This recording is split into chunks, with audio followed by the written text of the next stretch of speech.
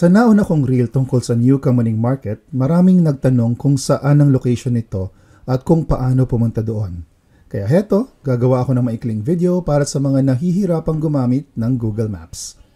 Kung ikaw ay sasakay ng mga pampublikong sasakyan, maaari kang manggaling sa EDSA Camias o kaya sa Espanya sa Manila.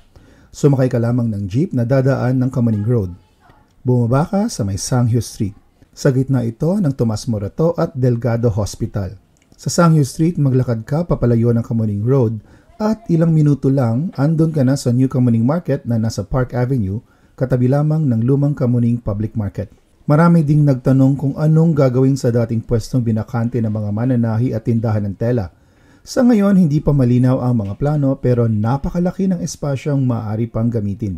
Siya nga pala, dahil sa mga pagbabagong ito, may nagtanong din kung nandito pa sa Kamuning Market yung masarap na palabok. Mahigit 2 dekada na ako nagpapabalik-balik dito, subalit ngayon ko lang nalaman na meron palang Norma's Palabok dito na kilala dahil sa kanilang masarap at sikat na produkto. Natikman ko na ito at talaga nga namang karapat-dapat ang reputasyon nila. Masarap ang pansit at marami ang sahog.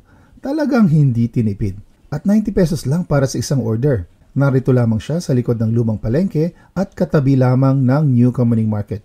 Kaya ano pang hinihintay nyo? Magkita tayo doon.